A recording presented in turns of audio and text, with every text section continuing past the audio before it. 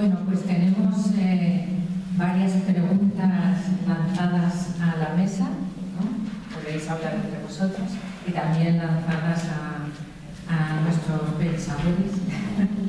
Y entonces, pues nada, Javier.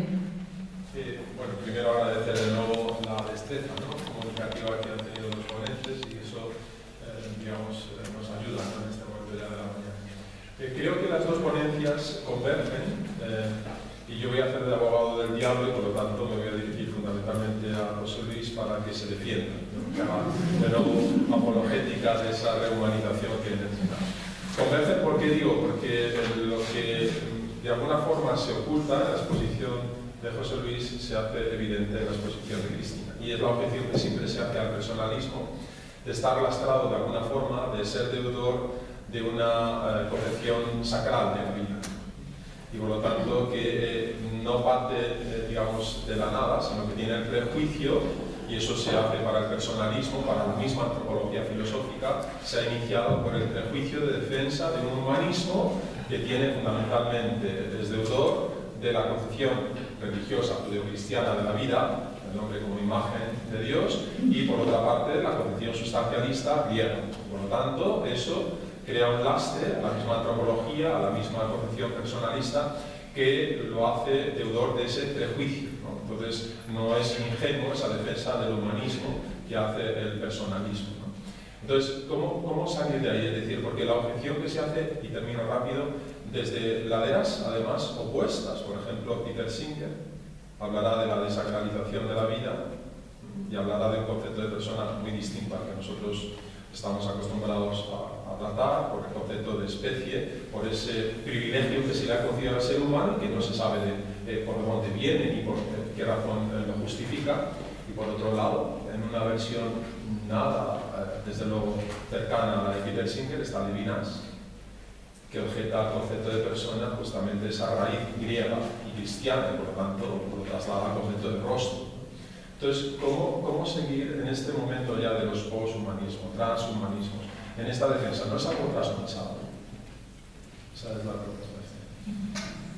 Bueno, pues como se suele decir en estos momentos, agradezco la pregunta.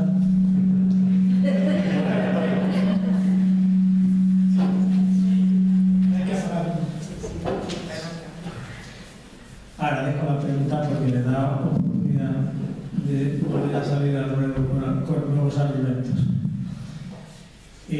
Bueno, evidentemente es una objeción de calado y es una cuestión,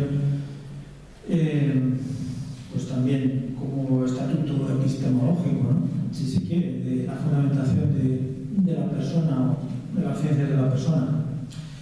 Bueno, a ver, hasta donde yo entiendo. Justamente lo que queremos decir con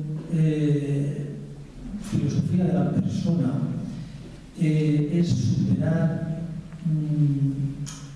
por un lado, la corriente sustancialista, es decir, el modelo tradicional, el modelo clásico con el que nos acercamos a la persona, es el modelo de acercarnos a la persona como una cosa más entre las cosas. Revolcamos esa estructura gnosiológica, toda esa categorización, si quiere, tradicional griega, la volcamos en la persona como una cosa más entre las cosas. Es por un lado. Y luego, por otro lado, que es lo que yo creo que es la tesis de Carl Wojtyla, y que supera a esa forma de acercarse a la persona, está el descubrimiento desde la fenomenología ética, que se apoya mucho en la ética de Scheler.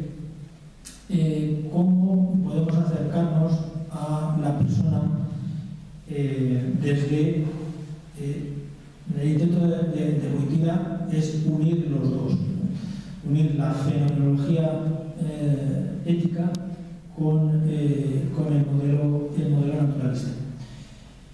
Y llegamos a una concepción de la persona, y aquí es donde yo creo que toca la novedad de la filosofía del siglo XX, a un concepto de la persona persona que parte de la existencia.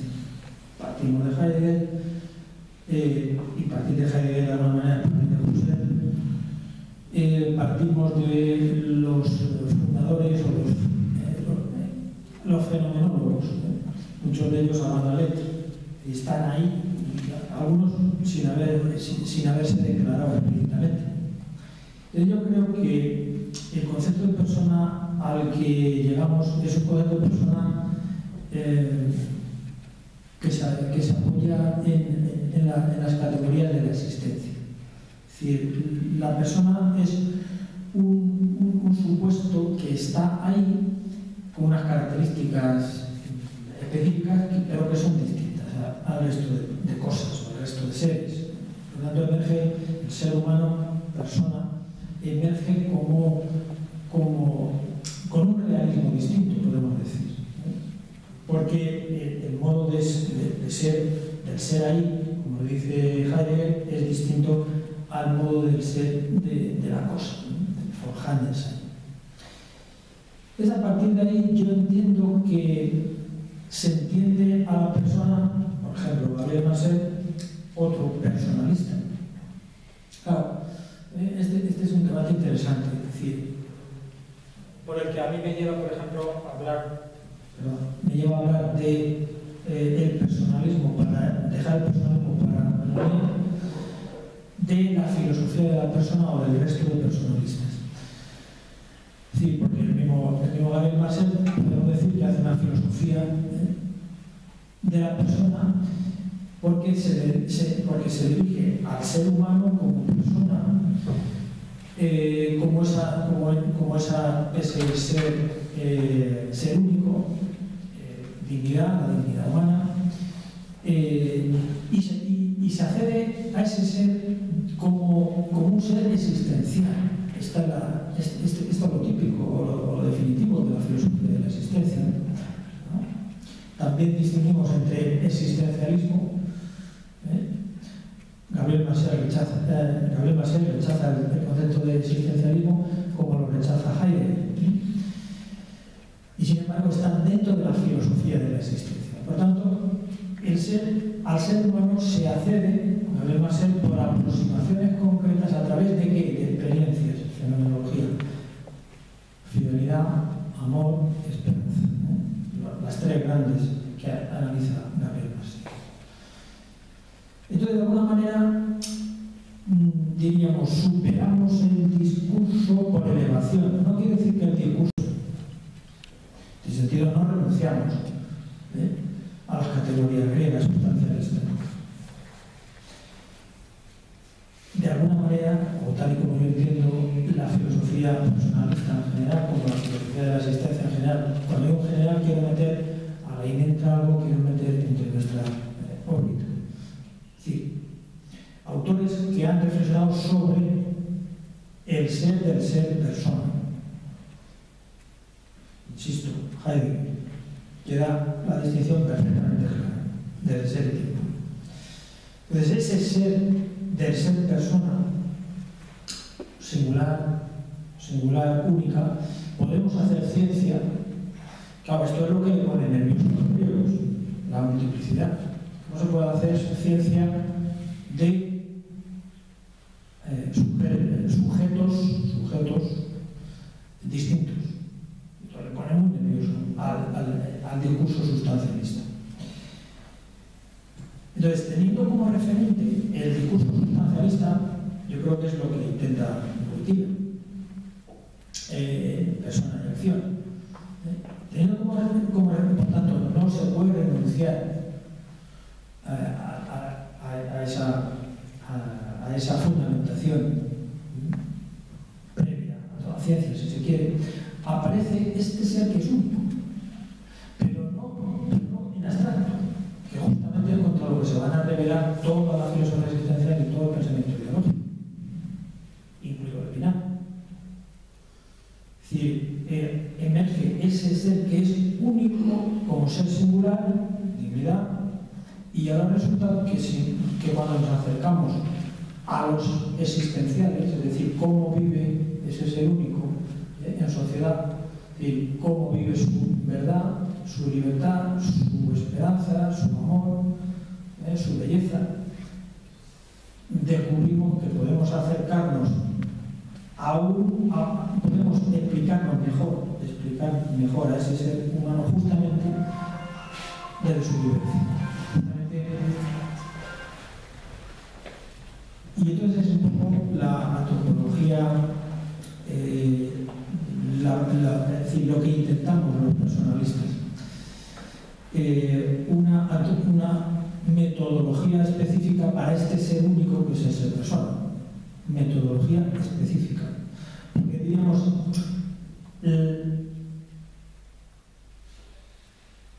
las metodologías, o la metodología sustancialista, o la metodología fenomenológica sola y exclusivamente, etc., sirven o llegan hasta donde llegan. Para explicarnos la realidad, para explicarnos las cosas. Pero cuando volvemos al ser humano, volvemos al ser persona, con esas características que hemos dicho de unicidad y de singularidad, ahí es donde hacen quiebra todos los discursos metodológicos, sustancialistas, cosificadores, es decir, todas las ciencias cuando someten al ser humano a su óptica, someten al ser humano a su análisis. Hacen quiebra. Como hizo quiebra el mito del eterno progreso en la Primera Guerra Mundial. Es decir, de alguna manera, como hacen quiebra las ciencias sociales tal y como venían rodando desde su creación con el curso de filosofía positiva de Comte. Entonces aparecen estos intentos de la filosofía, sobre todo a partir de Dilthey, con la distinción entre las ciencias humanas, las ciencias del espíritu y las ciencias naturales o las ciencias de la naturaleza. Todos los intentos que surgen después vienen precisamente justificados por la necesidad de dar razón de este ser único, singular, que se escapa a todo momento. Entonces, el intento, entiendo yo, de la filosofía personalista o la filosofía de la persona, insisto, no del personalismo, si dejamos bien claro que circunscribimos el personalismo al Instituto Mounier y al personalismo comunitario, todos los intentos van dirigidos en esta línea de encontrar una metodología específica de la persona. Y ahí estamos, en ese sitio. Ahí lo dejo.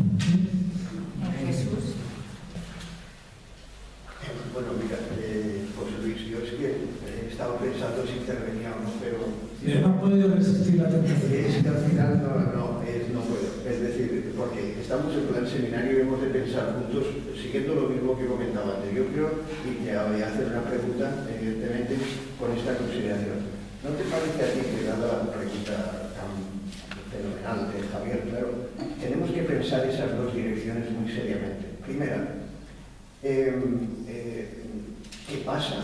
¿Por qué uno no puede tomar como fuente de inspiración la experiencia que han aportado las religiones? ¿Por qué eso es un prejuicio en el sentido negativo? Hermenéuticamente, y está muy bien planteado por Javier, pero hermenéuticamente prejuicio no significa nada negativo, sino es un componente ineludible de la comprensión histórica de la persona. Por lo tanto, ¿por qué? Lo otro sería dogmatismo, es decir, no, eso no puede decirlo usted. Hermenéuticamente sabemos, cada vez lo ha defendido y todos los otros hermeneutas, que el prejuicio no es negativo, sino un componente ineludible. Siempre estamos juzgando desde prejuicios, desde precomprensiones. Por lo tanto, es una comprensión histórica que nos hace falta, ha iluminado, ha enriquecido la historia de la humanidad. Primera línea de reflexión. Segunda, esto es por si nos sirve. Primera pregunta de ¿qué te parece este tipo de reflexión? Segunda línea de reflexión para que sigamos pensando. El sustancialismo, como ha hecho, no solamente ha criticado Levinas el sustancialismo viene siendo criticado por Ortega y Gasset, por Nietzsche, por otra parte, desde el punto de vista ético,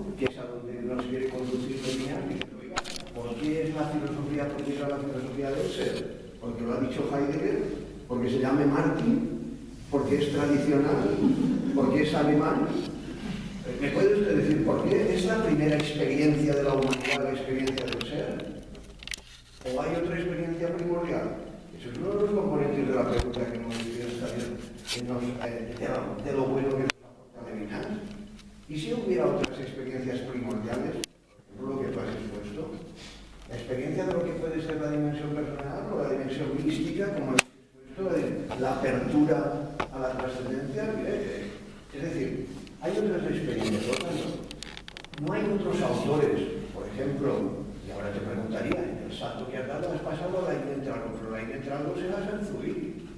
Y Zubiri, toda su gran preocupación, al menos desde el curso de 1959, creo que antes, es buscar una noción de persona que no sea reductible a la ontologización física y naturalista de los griegos, sino tener en cuenta todas las nuevas aportaciones de las ciencias y de las nuevas filosofías, entre ellas la fenomenología que tú has dicho.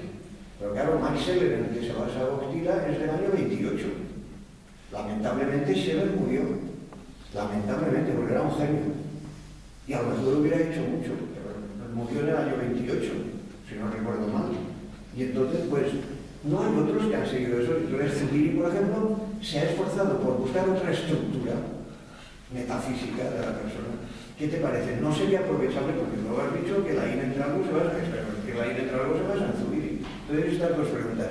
Como fuente de inspiración, el prejuicio religioso no es inspirador y enriquecedor. Segundo, ¿no hay otras trayectorias de defensa de la persona, como la de Zubiri, que nos pueden ayudar a la defensa de lo que tú mismo has querido defender? Disculpad, pero es que si estamos en plan seminario, es que vale la pena que lo pensemos, y si no, pues no, otra cosa. Un poquito así, mejor para tomar que lo retires la tengo en la memoria que no escuché bien las conferencias anteriores y pensé que era eso. Muy bien, gracias. Bueno, querido Jesús, vamos a ver cómo lidiamos este toro en el ruedo. Bueno, primera afirmación, sí, a las dos. Es decir, no tengo ninguna objeción, no solo ninguna objeción, sino que agradezco la comprensión más de totalidad que aporta tu intervención. Claro, sucede desde la fenomenología de las religiones, no es mi campo, hay maestros que en la iglesia. Pero indudablemente la experiencia religiosa como hecho universal que se concreta después en las distintas religiones, es decir,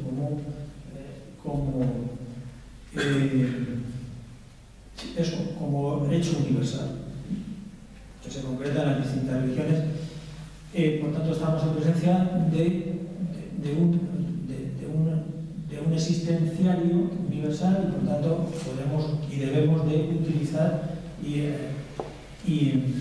pensar o repensar el modelo de persona, el modelo de ser humano abierto a la trascendencia, en definitiva, que es como tradicionalmente definimos a las religiones. Insisto, no hace falta concretar en ninguna religión concreta, la nuestra, la occidental, quizá también la que da mejor respuesta al modelo natural, al modelo naturalista.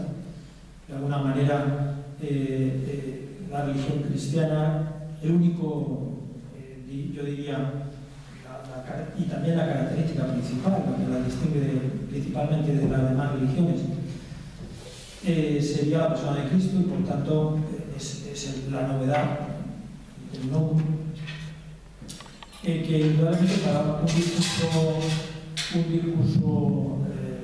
fundamental, como es el discurso naturalista, va muy bien porque la religión cristiana sostiene que el propio Dios se encarna, por lo tanto tiene naturaleza humana y divina, etc. Y luego con todo lo que vendrá después, lo que nos diga la fenomenología de la religión, en cuanto a nos dirá que este modelo no sigue a una idea, sigue a una experiencia viva, sigue a una persona. Todo esto lo podemos perfectamente, la experiencia de las religiones en general y la experiencia de la religión cristiana, si nos atenemos a nuestra tradición, lo podemos incorporar y debemos incorporarlo como enriquecimiento a todo modelo antropológico y el modelo personalista en concreto, que es el que yo trabajo, indudablemente. De manera que muchas gracias por tu aportación. Y luego, respecto de la experiencia de lo personal como estructura metafísica,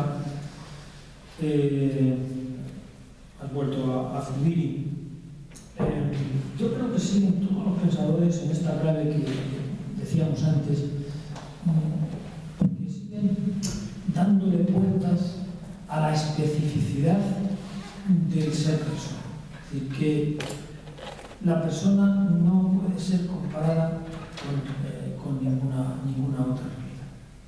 Y esto es lo que hace, lo que nos lleva a decir que o creamos un modelo con categorías nuevas o viejas, no lo sé, pero que distinga perfectamente el ser del ser persona, del ser cosa, y ahí sí que tenemos un nexo común de todos los personalistas. Todos los personalismos emergen con esa distinción neta. Y ahí es donde yo creo que se enriquece la ciencia social, por supuesto, las ciencias humanas, pero sobre todo las ciencias de la ayuda, las ciencias de la salud.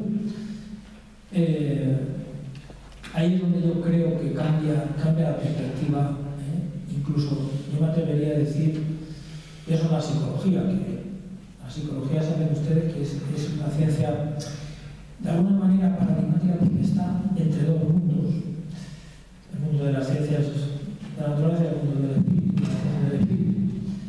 Aunque ellos, o sea, los psicólogos en general, luchan por pertenecer más al mundo de las ciencias de la naturaleza, es el detonante de Husserl, la psicología. Husserl quiere dar razón. Le han acusado de psicologismo antes de investigaciones lógicas. Ha salido con alguna publicación anterior, cuando sigue a Brentano, y le han acusado de psicologismo, y esto es lo que le motiva a Husserl justamente para poner en marcha nada manera menos que el método fenomenológico, con toda la potencia que tiene y el juego que nos ha dado el método fenomenológico. Y en la crisis de las ciencias europeas, es decir, al final, en plena madurez, al final de su vida, Husserl sigue hablando de meras ciencias de hechos. Meras ciencias de hechos hacen hombres de meros hechos, porque se olvidan del sentido de la vida, y siempre es vida humana, vida personal, la vida de esa persona que está detrás de todo afán científico. De manera que ahí seguimos dando vueltas al ser personal, tratando de esclarecer desde en este caso, el modelo al que yo he llegado es desde la experiencia de las esclavitudes, de las autoesclavitudes, de la esclavitud existencial, y viendo a este ser singular, único, adornado con todas esas características que hemos dicho, empezando por la dignidad y continuando por la libertad, la verdad, etc., de ver a este ser único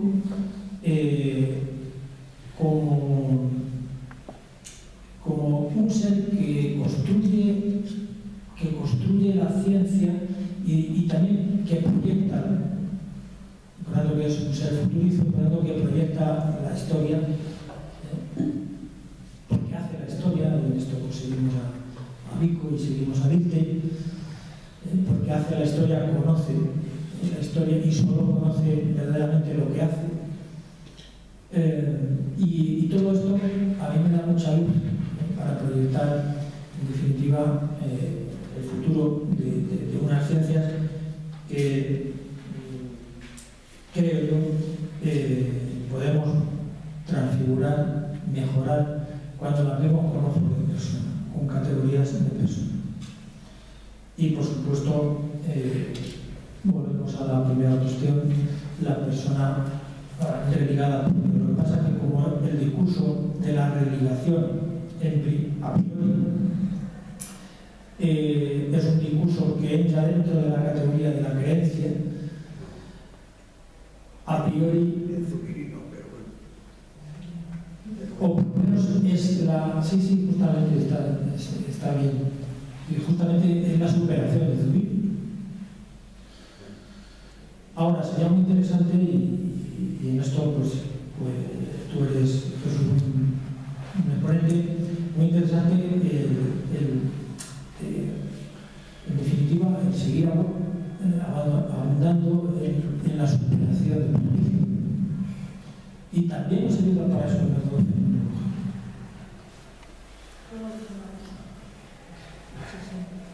Sí, pues, pero no es para el ponente, es para la ponente. Es que esto es gratuito. Ustedes luego se lo explican ahí en el pasillo de que... Bueno, Cristina, muchas gracias por tu conferencia, me ha encantado. Muchas gracias encima por ser mujer. Y eso no la he leído ella. Y luego, yo también, en pocas palabras, luego tienes algo que añadir, pero pues como ya es ahora, he tenido la experiencia que a partir de la oración, uno de los jóvenes, no tan joven porque ya también se casaba, de la comunidad, se desvinculó de la empresa de su padre para estar de acuerdo con sus principios, montó su propia empresa para que los pobres pudieran trabajar, tener empleados fijos y otros que pudieran ir a trabajar poco a poco. Se implicó él, pero nos implicamos toda la comunidad. Fue muy duro por el dinero, fue muy duro porque hubo que evangelizar a los trabajadores, porque si a mí me pagan por hacer, me parece que decían 15 horas de trabajo, si uno que era más hábil le pagaban lo mismo por hacerlos que el otro que era un poco más torpe, hacía uno el que hacía dos empezaba a trabajar menos, pero a día de hoy la empresa se mantiene con principios cristianos, pero cuya base era el contacto con ese Dios vivo a las 6 de la mañana, todos los universitarios y los trabajadores, y luego cada uno nos íbamos a nuestro quehacer. Entonces, me ha alegrado mucho porque me has fundamentado lo que había yo hecho y me alegró mucho. Muchas gracias. La verdad es que también he trabajado varios años en el mundo de la empresa y la experiencia que tengo es que las grandes ideas y las grandes acciones suelen salir de motivaciones trascendentes, aunque esto no esté escrito en ningún libro, lo cual es, las buenas, ¿no? Me refiero a las que tienen luego más beneficio no económico, sino las verdaderamente transformadoras, las sorprendentes. Entonces, claro, eso fundamentarlo, pues evidentemente nos encontramos con muchos prejuicios, pero, insisto, siempre habrá quien lo escuche, ¿no? Es decir, siempre habrá quien oiga esta fundamentación y diga, efectivamente, siento que eso es así. Hay eco, ¿no? en mi propia experiencia personal de que esto que estamos diciendo es verdad y por ello vale la pena vivir de esta manera, ¿no? Orientar mi comportamiento a esta aspiración, a este fin, a este a esta misión común, ¿no? Que para eso se unen las personas en las organizaciones, por una misión común. Entonces, la experiencia, claro, de esto hay que hacer ciencia, ¿no? Pero es un hecho y parte de mi tesis es una constatación empírica de la experiencia de altos directivos y efectivamente pues se ve clarísimamente cómo sus motivaciones en definitiva no se mueven por lo que dicen los libros ni mucho menos por lo que rigen las teorías de empresa. Es decir, que eso de que el amor es el motor de la historia es un hecho y muchas veces se pintan de otras cosas para que parezca que otras teorías, otras propuestas han tenido éxito, ¿no? Pero realmente no es cierto. Pero como el ser humano generoso pues es tan desinteresado, no busca la autoría de estos bienes, aunque deberíamos hacer más ciencia de todo ello. Entonces ya, pues les damos gracias a todos por habernos acompañado esta mañana y esta tarde tenemos la siguiente sesión a las 5 en el que habrá mesa de diálogo y coloquio con el público de Adela Cortina y Luis Fernando Vilches, que va a ser muy interesante como ha sido muy interesante las sesiones de la mañana. Y ahora sigan meditando, porque el mediodía, aunque entiendo que el mediodía es un poco problemático